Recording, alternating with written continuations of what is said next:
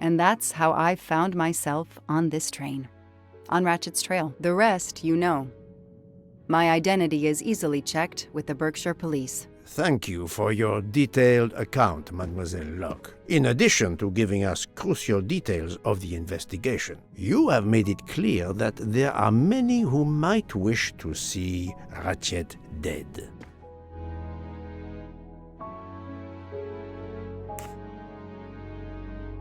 I know you are innocent. Your forthright testimony and your movements, or lack of them, last night, eliminate you from our list of suspects. I agree, without a doubt. Another detective will be great help to the investigation. Book. Although my friend certainly does not need any help. You are too kind. Thank you for believing me. I'd like to help in any way I can. Do not worry, Mademoiselle Locke. Already I see things more clearly. It's obvious whoever drugged you was trying to derail your investigation. You mean the person who did this to me is Ratchet's killer? Both Monsieur Michel and Fräulein Schmidt had the means and opportunity to drug you. While you get your strength back, I intend to interview them. Excellent idea, my friend. All this excitement has whetted my appetite. I'm sure Mademoiselle Locke won't say no to a good, invigorating meal. What? No. I want to hear what the conductor and Fräulein Schmidt have to say for themselves. It is my duty to ensure the well-being of the passengers. If Dr. Constantine has no objection, I will escort you to the restaurant car. On the contrary, some food will do her the greatest good. Well, I'm still a little shaky. Mr. Poirot, will you please keep me informed about what you learn? You may be certain of it.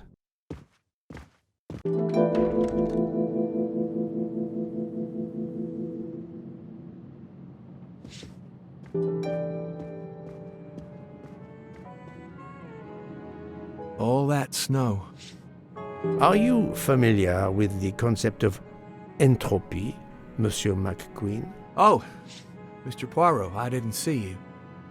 Entropy? Randomness in a system or something? Yes, unpredictability. Even the best laid plans can go astray, thanks to something as simple as... An unexpected passenger? perhaps, or snow.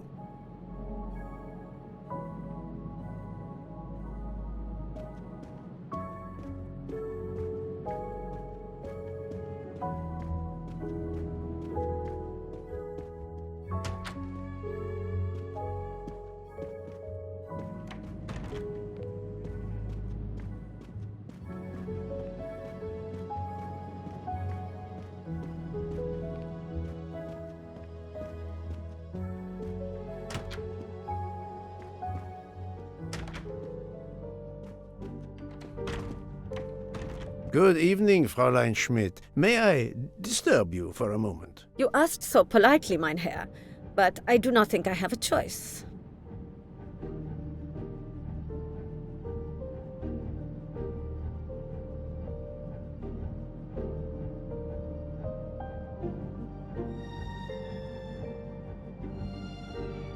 I wanted to let you know that your roommate, Mademoiselle Locke, is awake. Ah, yes, I'm glad to hear that. I was worried about her. Did she tell you what had happened to her?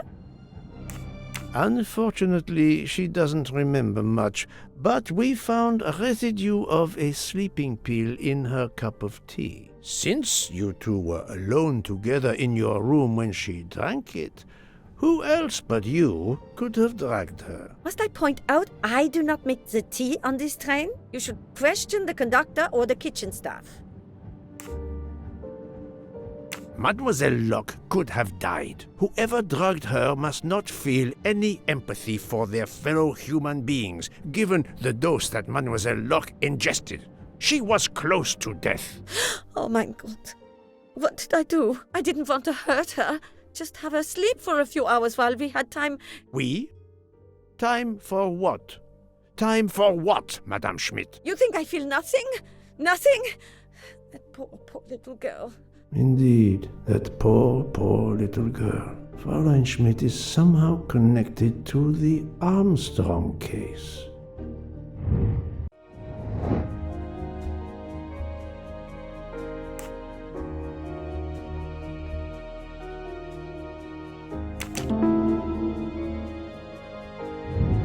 My little grey cells did not let... Fräulein Schmidt, I have a certain reputation for sniffing out... I am not a murderer. Forgive me, but I was going to say brilliant chefs. You were the Armstrong family's cook, were you not? But... yes. I was the cook of that lovely, lovely family. I'm sorry, but I must ask you to give me some time to collect myself. It wasn't supposed to be like this. My darling, my poor darling child. I will give you that time, Fräulein. You have given me much more in exchange. I must check in with my other suspects to make certain I have all the pieces of the puzzle in my possession.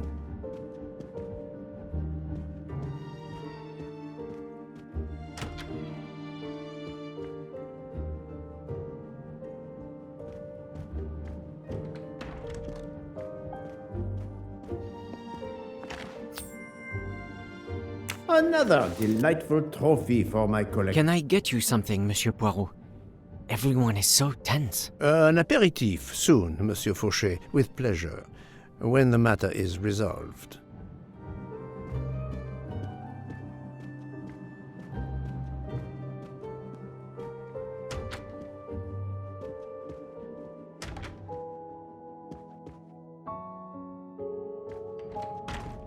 You're right, Mr. Book. This dessert is delicious. I'm glad we didn't wait for dinner. I promise the entree will be superb as well. Detective Locke, you are recovering well, I see. Yes, I should be helping with the investigation. Do you know who drugged me? It is early yet for conclusions. When I return, then we shall see. Do not worry, Poirot. She is in good hands. Hotaru, Freya, and yours truly are looking after her.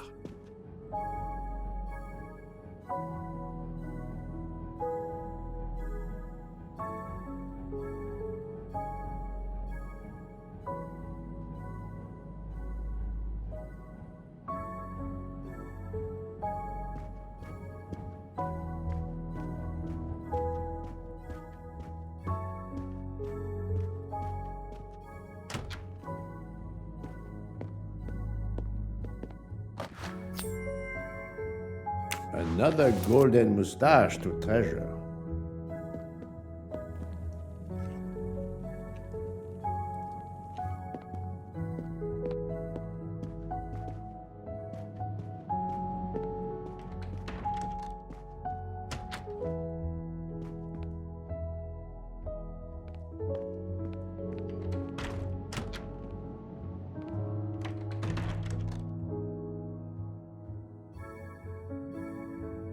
Good evening, Michel. Am I bothering you?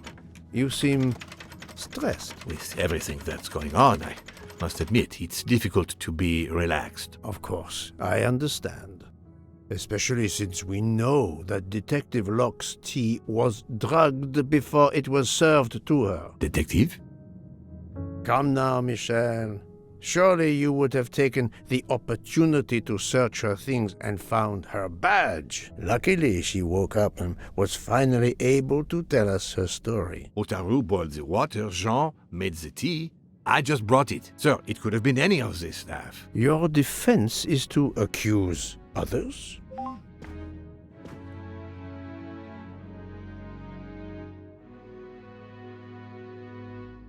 You have a network connection? No, unfortunately. It's just an automatic reminder to pay my rent. I always forget, and my landlord complains. Pierre Michel had to be involved in the murder. The drugged tea, his post at the end of the hall, and now I know why I know more than one of those people on the screen.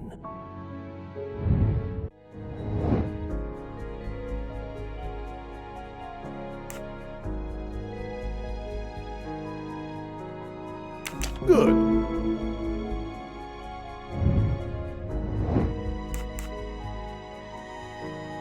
Brilliant.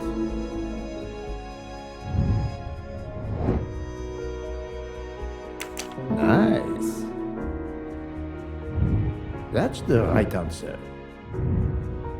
You are the father of Suzanne Moreau, Daisy Armstrong's nanny. My condolences on the death of your wife. What?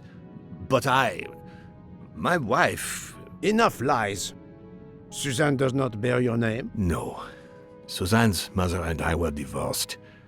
Suzanne kept her mother's name. My most sincere condolences, Monsieur Michel, on the deaths of Suzanne and your wife. This job, I loved them, but I was never there for them. Then, a year after the divorce, Solange became ill. Suzanne took her to this special hospital in the US. Got that job as Daisy's nanny. I understand your pain, and the reason that led you to drug Detective Locke. We really can't hide anything from you, can we?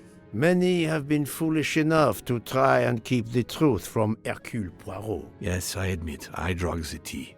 But it was only to keep her quiet, until I could... But she reacted so much to the sleeping pills. She was lucky, as are you, that she didn't die. To be frank, there is one more thing that puzzled me, but I think I understand now.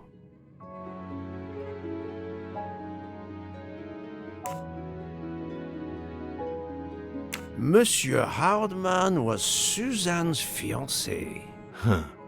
I have the impression my whole life to you is an open book. Yes, Cyrus was my daughter's fiancé.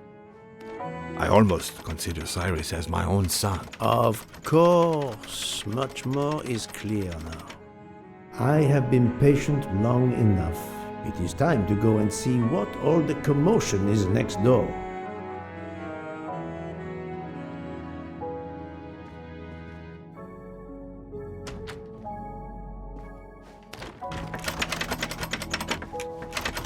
Monsieur Hardman, excellent. The gods who watch over detectives must have trapped you here.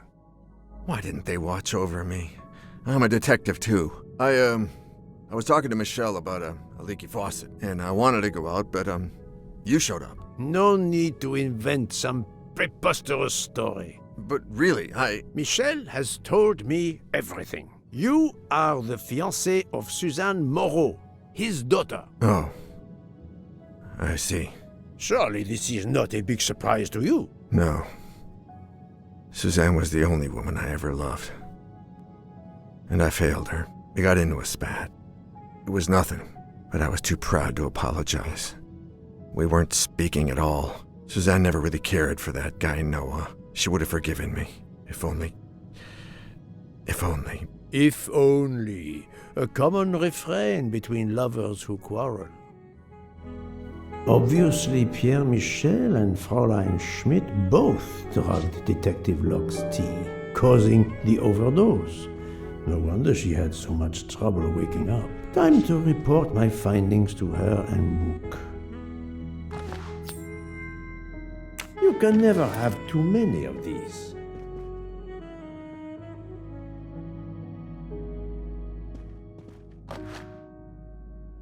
I wonder if our master chef gets his recipes from a game.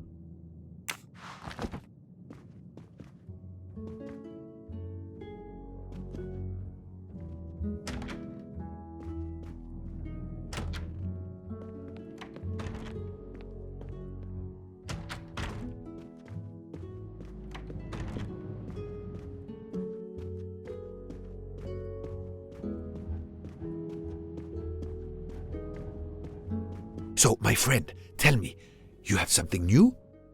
Mademoiselle Locke, I know who drugged you. Fräulein Schmidt and our conductor Pierre Michel both admitted putting sleeping pills into your tea. This explains your overdose. They are relieved you are recovering. Michel drugged a passenger? On behalf of the company, I offer my apologies to you, Mademoiselle Locke. Michel will answer for this outrage. Both of them? I was pretty sure about Fräulein Schmidt, but I admit that I did not suspect the conductor.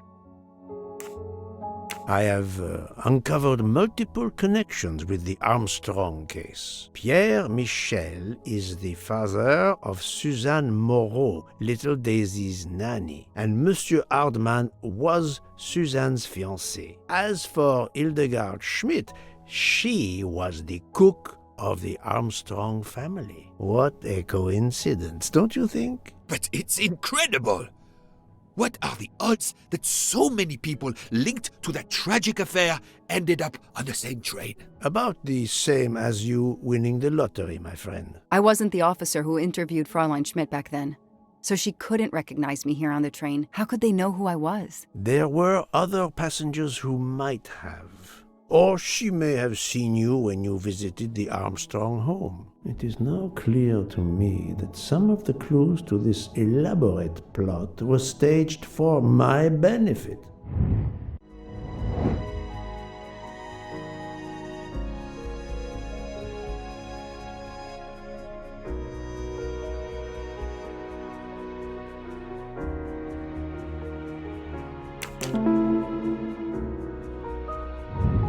That was easy. Some clues and information collected so far could lead to a hypothesis. The murderer boarded the train in Vinkovsky, killed Ratchet, and then left the train immediately. How did you come to that possibility? Monsieur Hardman told me about a short man with a high-pitched voice who threatened Ratchet. Imagine for a moment that this man, wearing a wagon-lit conductor's jacket, killed him while Michel was on the platform at Vinkovsky. This murderer then hid the conductor's jacket in Detective Locke's room, then fled before the train left. Why choose Detective Locke's room? Why, indeed. Let me re-explain from the beginning.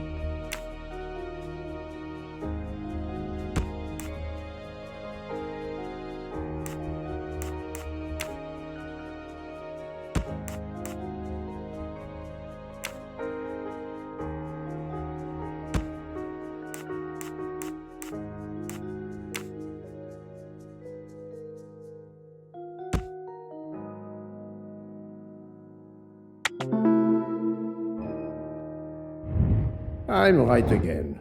That happens to me a lot. Mon Dieu! Oui! That must be it! Everything fits so well! It fits too well, my friend. Other clues lead to a second hypothesis, much more plausible.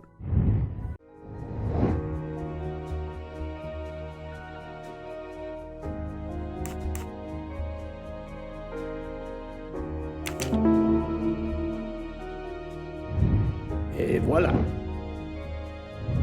So, we have multiple murderers, all related to the Armstrong case. The murderer from Vinkovsky was a fabrication to turn suspicion away from those on the train. They expected the investigation to be led by some small-town official who could easily be misled. Mr. Poirot? Detective Locke, forgive me. You are an obvious exception. You tracked Ratchet with the tenacity of a bloodhound. Unfortunately for the killers, they not only had you to deal with, but now they had, and I say this with all modesty, the world's greatest detective, Hercule Poirot, dropped into the midst of their meticulous planning. Multiple murderers? Multiple detectives? Poirot, please take pity on me. Who is linked to this case, and who is not? My poor friend, I have gone speeding out of the station without you. I will continue.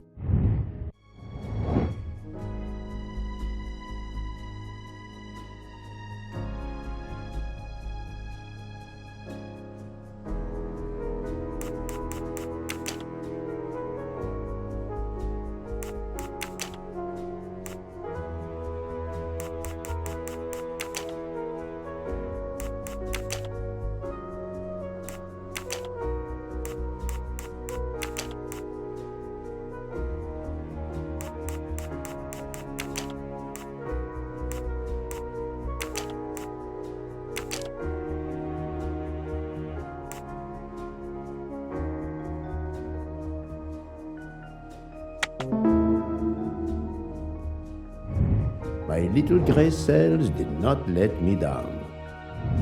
Fräulein Schmidt, Pierre Michel, Monsieur Hardman, and Monsieur McQueen are all linked to the Armstrong case. I also know that Sonia Armstrong's sister and godmother, Countess Andreni and Princess Dragomirov, are on this train. And finally, Detective Locke discovered that Mr. Foscarelli was the Armstrong chauffeur. If we add Detective Locke and Ratchet, of the 12 passengers in that coach, 9 have a connection with the Armstrong case. What next, Poirot? Or should I say, who next? It is time to summon everyone. Everyone? Even Dr. Constantine? The train crew other than Michel? Dr. Constantine, yes. I will need him. But we don't want the others as witnesses. I will see that their duties keep them occupied elsewhere. Excellent. I have always thought this moment in a case is much like Rodin unveiling the thinker before a captivated audience. A work of art. Have you not felt that way, Detective? No, Mr. Poirot. I'm happy just to slap the cuffs on him. Well, there is some artistry in that as well, I suppose. Where would you like the unveiling, Poirot? The lounge? Perfect. Then I will gather all the passengers in the lounge.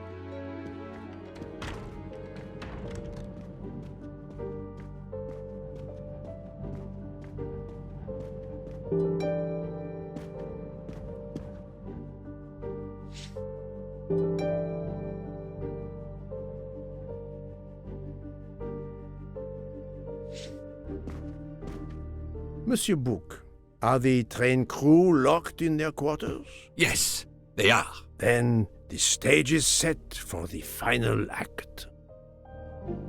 Ladies and gentlemen, I have gathered you together to hear my reconstruction of the murder of Samuel Edward Ratchet, also known as Cassetti. There is not one, but 2 possible solutions of the crime. I shall put them both before you, and I shall ask Monsieur Bouc and Dr. Constantine here to judge which solution is the correct one. 2 solutions? Mr. Poirot, I am hardly qualified. Nevertheless, your assistance is required. Now, you all know the facts of the case. Ratchet was found stabbed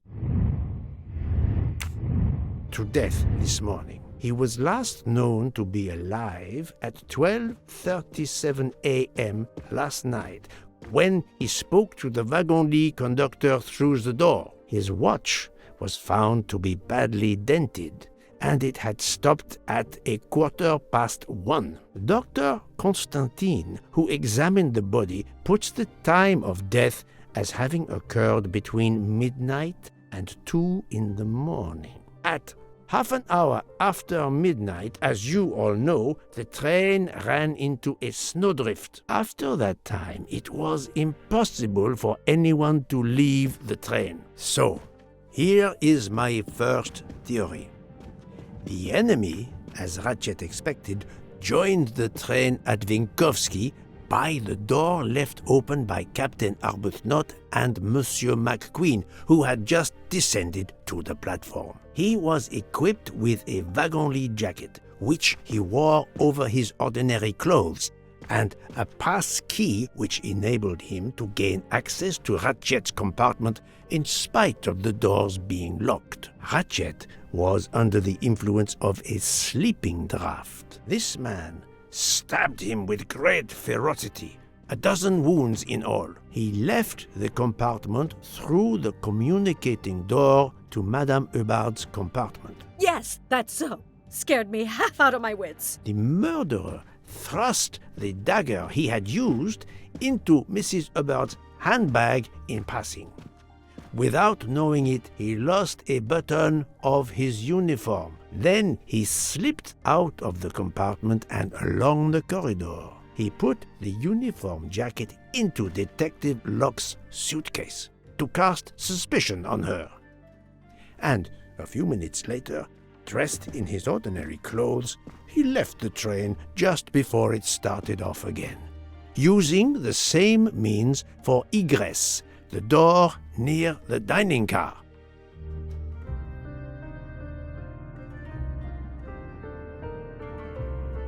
That is the first hypothesis. But there's a second. For that, we must examine the motive for the crime. Why was Ratchet killed?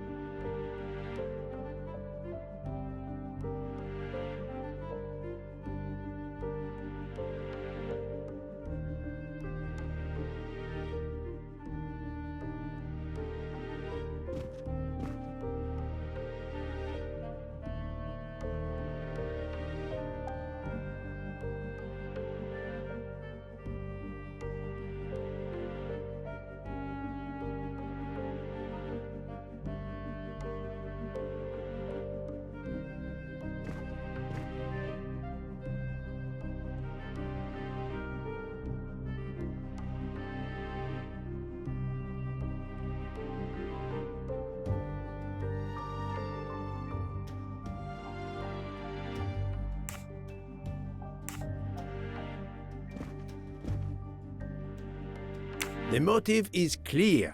Revenge, of course. Nothing was stolen. And we know that Ratchet had made many enemies. This was a premeditated crime, meticulously planned.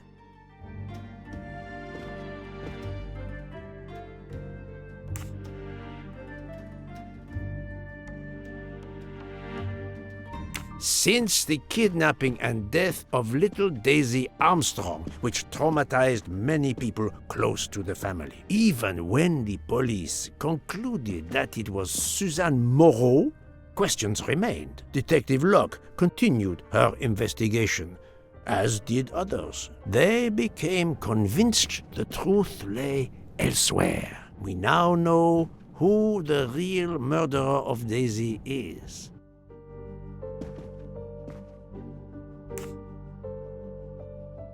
It is clear now that Daisy's killer was Ratchet, also known as Cassetti and Michael Clark and how many other names. But of course, Many of you have known this for a long time. It is obvious that the 12 stab wounds are not a random number. Dr. Constantine's analysis revealed that some stab wounds appeared to have been caused by a right-handed attacker. Others indicated the knife wielder was left-handed. Some wounds were deep, more than one fatal, yet others were not much more than mere scratches. What can explain these discrepancies? This leads us to an obvious conclusion. They are symbolic.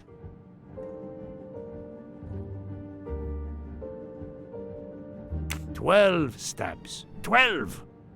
The same number as a trial jury in the United States. But not just a jury of 12 members condemning him to death, but 12 executioners as well. This self-appointed jury had meticulously planned for everything except Snow.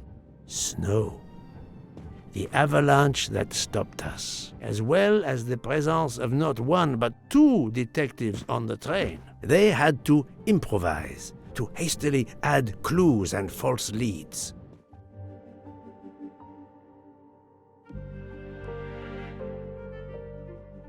This woman in a red kimono does not exist. I don't know which of the passengers it was. It does not really matter. It was just a performance, a charade to introduce another possible culprit to muddy the waters. The time on Ratchet's broken watch was deliberately set to conceal the true time of the crime. The vial of vaping liquid incriminated Captain Arbuthnot. However, he had a solid alibi confirmed by Monsieur McQueen. Impossible then to suspect him. The conductor's jacket found in Detective Locke's suitcase was put there only to cast suspicion upon her. All these false leads were intended for me. But I am Poirot. I understood the truth. We have a train full of suspects. It's time to identify who the real culprits are. Let's start with Detective Locke.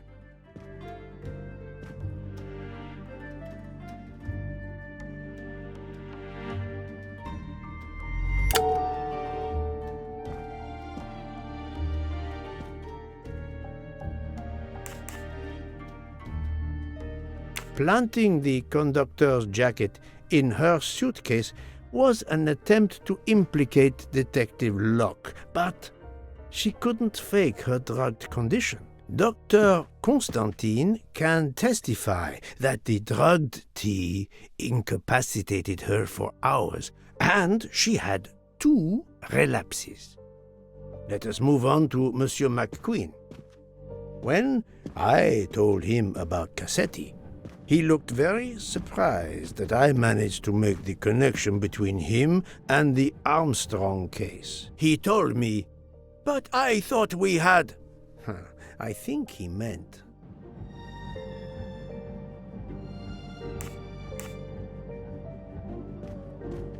You thought you didn't leave any real clues linking the murder to the Armstrong kidnapping. Moreover, you insisted that Ratchet did not speak French when you knew I had heard a voice calling out in French that was supposed to be Ratchet.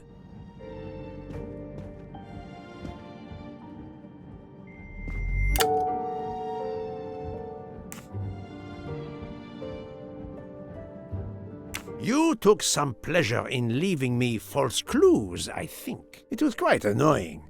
But you told me yourself that your father was the district attorney who handled the Armstrong case. The case haunted my father. At first, he believed Suzanne Moreau had helped her boyfriend, Noah, to kidnap Daisy, even though there were questions that went unanswered, and a young policewoman refused to let it go, continuing to find discrepancies.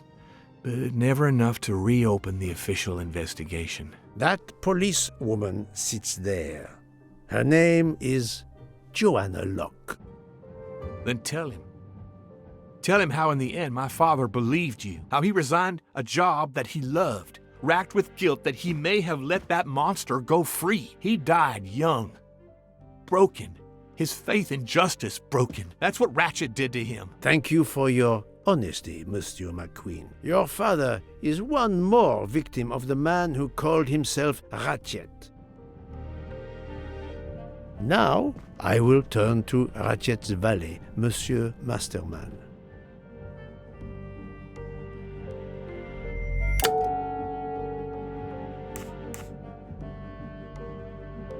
Ratchet sensed danger close to him and naturally wanted to stay awake. You gave him sleeping pills without his knowledge. Once he was sound asleep, you could do what you had to do in peace. Sir, I'll tell you the truth.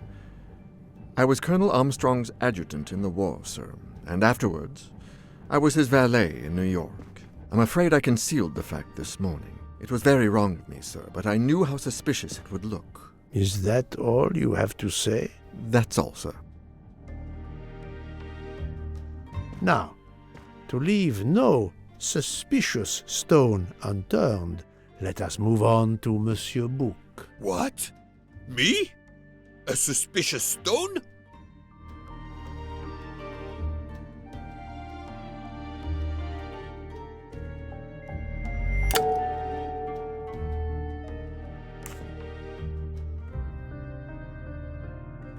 Book, my friend, of course you are not guilty. You did everything you could to get me on this train. What madness would cause you to ensure, and I speak with all modesty, that the best detective in the world could be present to witness your crime? But doesn't our friendship count as well? Most assuredly, but a murderer can wear all sorts of masks, including friendship. Let us consider our ever-efficient wagon-lit conductor, Pierre Michel.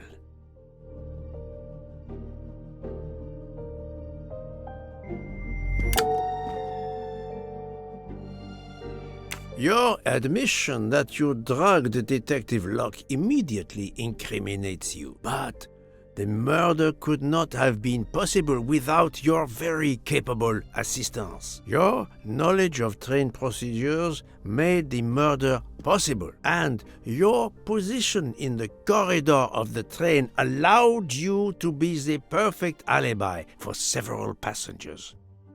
And your motive? Suzanne Moreau, Daisy Armstrong's poor nanny, who was wrongly accused and committed suicide, was your daughter. C'est un foiré. He got what he deserved. My poor daughter has finally been avenged. My Suzanne. My child. Let's move on now to Monsieur Hardman, one of 3 detectives on this train.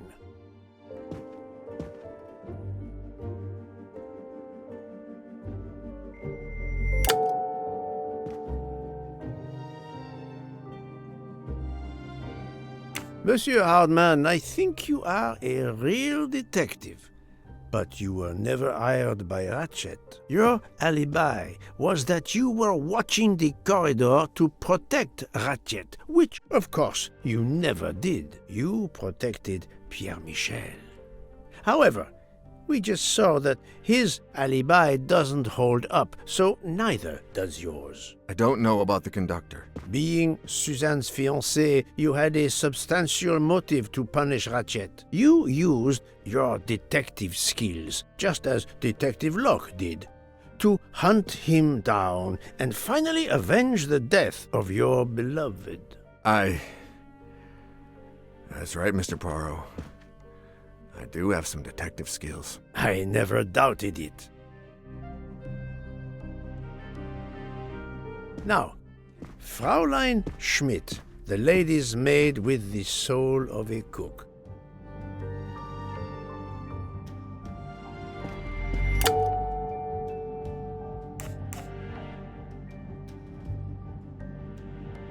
Fräulein Schmidt, you told me of your remorse for drugging Detective Locke. I believe you are sincere.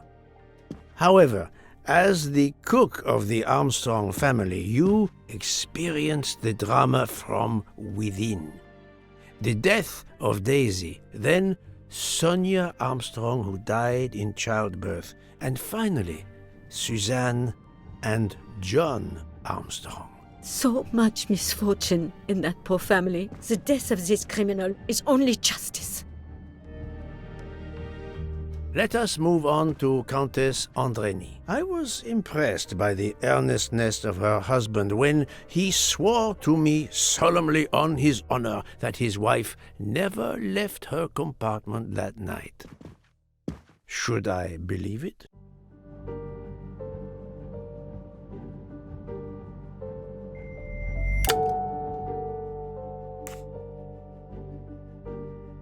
Countess Andreny, being Sonia Armstrong's sister, you had every reason in the world to want to avenge her.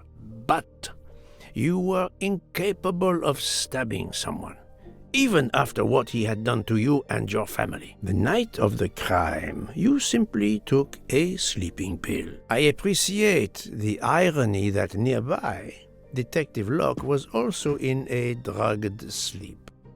When you awoke, you thought the nightmare was over. Rudolph? Hush, my love. Hush. Excellent transition. I was coming to you, Count Andreny.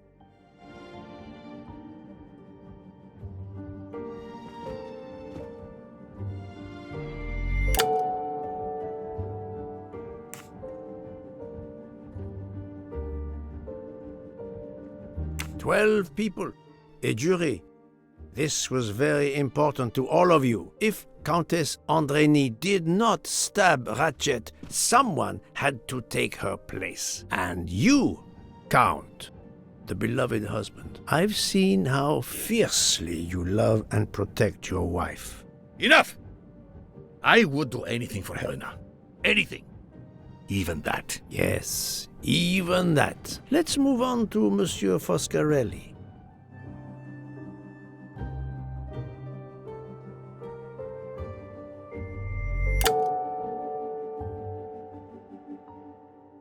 Detective Locke found out that you were the Armstrong chauffeur, and that you planned to travel on the same train at the same time as Ratchet. That is what made her decide to obtain a ticket as well. Unfortunately, she could not prevent the murder.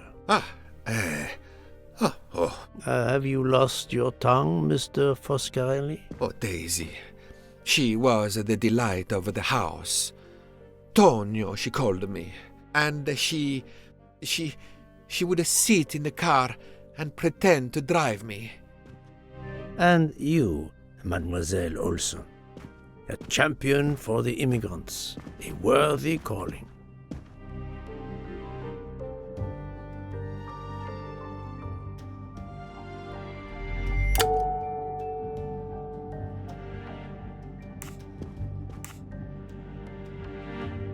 Mademoiselle Olson, you supported Madame Hubbard's story about her connecting door latch, a story that I later demonstrated to be impossible. So, you deliberately lied to me, and you also lied about Mademoiselle Debenham's whereabouts. Enough! I can't take this anymore! I know what you want from me, Mr. Poirot. Very well. Here it is. She was my little Daisy, my angel, so patient. When I patched a scrape or took her temperature, that was my job. But she was so much more to me. She was a shining light in an ever-darkening world. I've tried to honor her by caring for children who have lost everything. Thank you, Mademoiselle Olson. You too shed light on your part in this mystery.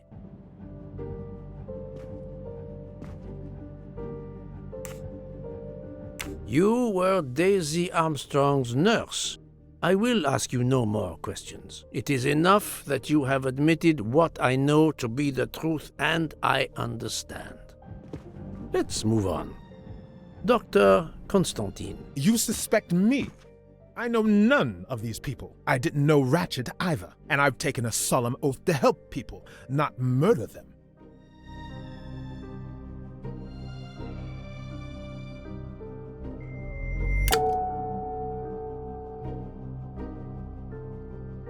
You are one of the few people in this room not to have any connection with the Armstrong case. Moreover, your alibi is confirmed by Monsieur Bouc, whom I would trust with my life. That is very kindly said, my friend. We now come to Mademoiselle Debenham and Captain Arbuthnot, whose relationship was not in doubt from the moment I inspected your room at the hotel. You have a bloody nerve.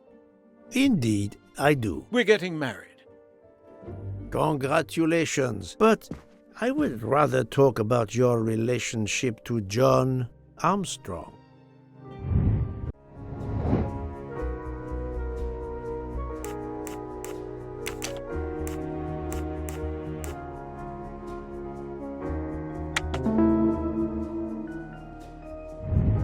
That was easy. Captain Arbuthnot, you served in the army with John Armstrong. What I don't understand is why a man your age is still a captain. One might expect you to be a colonel as well. Ever fought in a war, Poirot? It was war that first brought me to England. Then you know what it's like. There's a shattering sound, and death, and mistakes, acting on intelligence that proved to be wrong. I sent a patrol to their death. Good men, brave men, wasted. John testified on my behalf at a court-martial. I'm not a colonel. I don't deserve to be, you bloody fool. But I'm also not in prison. John remained my best friend until... There, you have my story. Understand now? Archie, calm down, please. You're right, Mary. What you see in me, I don't understand. Oh, Archie, I see in you what John saw. Miss Debenham, I'm sorry. My turn, is it? I'm afraid so. And you have caused me quite a puzzlement. Your connection with the Armstrong family was not obvious. Then I remembered the job you currently hold.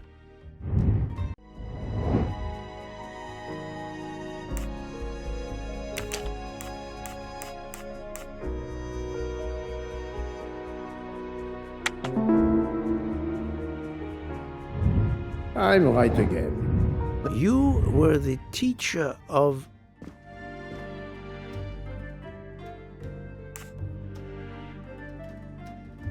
You were the teacher of Helena Andrény, whose maiden name was Helena Goldenberg before she married Count Andrény. Yes, absolutely. Why lie to you?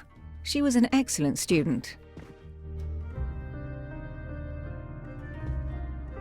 Captain Arbuthnot.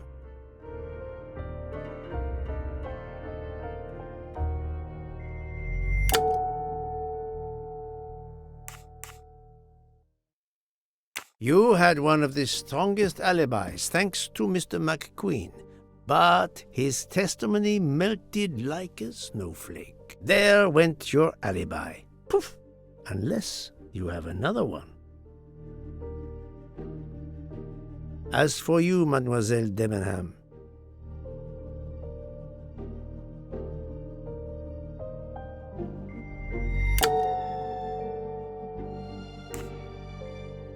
Mademoiselle Olsen was the only one who could confirm your alibi. I think you know where you stand. Very good, Mr. Poirot. Are you satisfied? I will be, soon.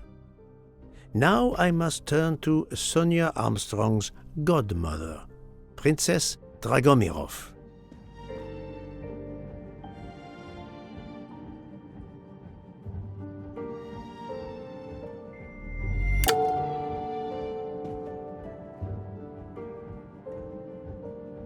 Princess Dragomirov, you weren't on my list of suspects at the start, given your social position. I left my social position in a cold country. Do you object to being addressed as princess? I deny people the opportunity. It makes a good story to tell their friends. It also guarantees a good table in the best restaurants. Princess, there is also, forgive me, your extreme physical fragility. It does not stop me when I must be strong. Indeed. Of more importance, though, is the fact that you're the only left-handed person on the train. And the single blow to Ratchet from a left-handed person was very, forgive me, weak. Finally, I'm afraid I know the alibi that you shared with Fraulein Schmidt is false. You have been very thorough, sir. I hope you will permit me to say we are much alike. I am honored. Now it is time to end with Mrs. Hubbard, or should I say,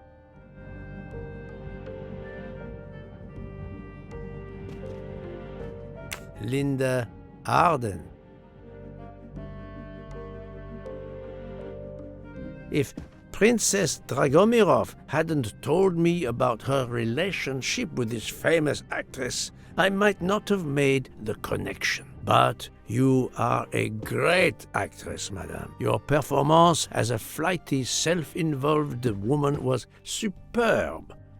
I never would have guessed something entirely different. As for what ties you to the Armstrong family, it is obvious.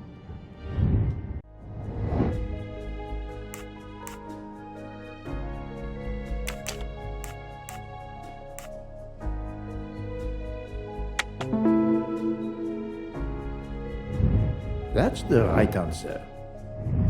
Mrs. Hubbard, you are the mother of Sonia Armstrong and Mrs. Andreni.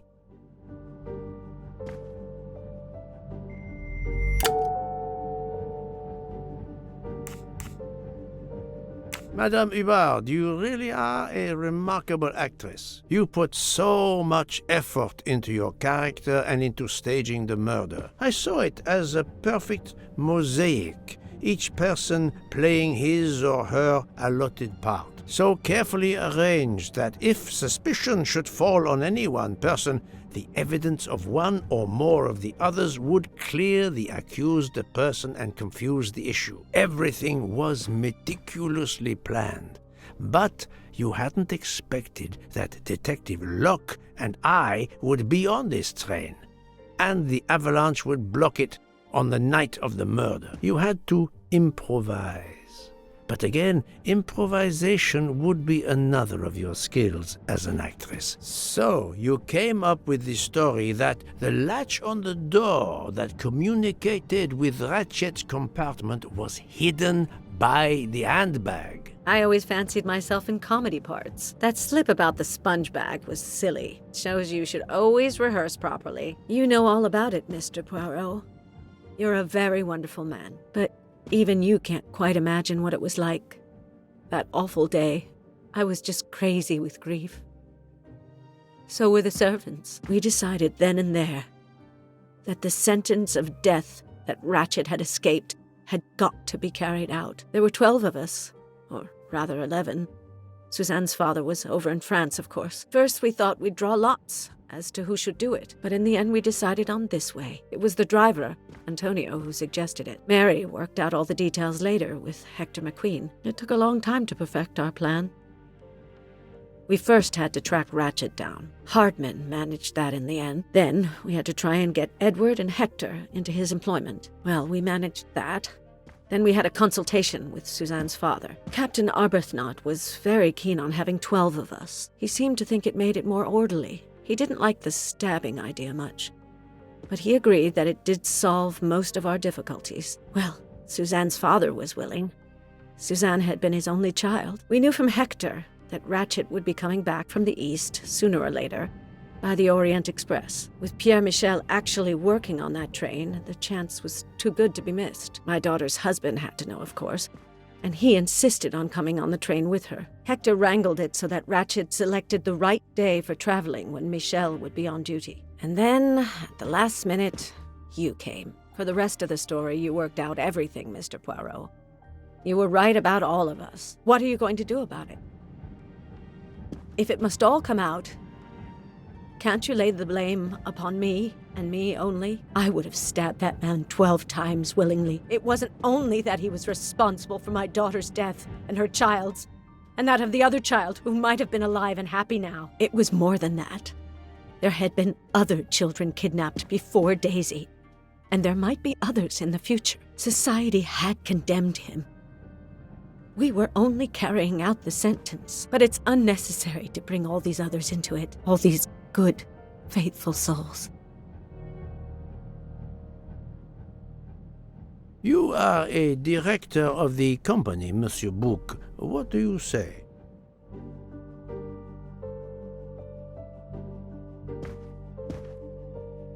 In my opinion, Poirot, the first theory you put forward was the correct one. Decidedly so. I suggest that is the solution we offer to the police. You agree, Doctor? Certainly, I agree.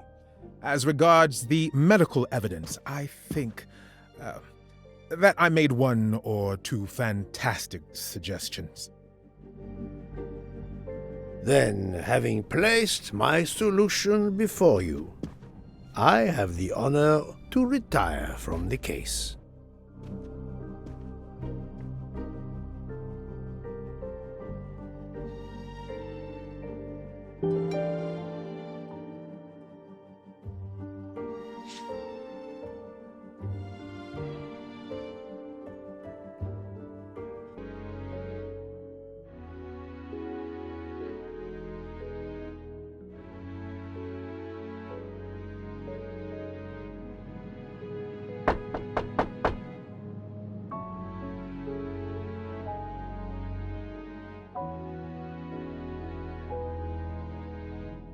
I'm sorry to wake you up in the middle of the night, Poirot, but it couldn't wait. There was a detail that bothered me in my preliminary autopsy of Ratched's body. I went back to examine the body and I discovered a wound covered by another. The blow I hadn't seen was delivered by a thinner, sharper blade. So there were not 12, but 13 stab wounds. 12 stabs for 12 jurors. It doesn't work with 13 wounds. The symmetry is destroyed. It can't be one of the culprits who stabbed him twice? Doctor, a different knife was used. There is only one explanation. Somehow, some way, there is a 13th murderer on this train. We must tell Bouc. The case is not solved.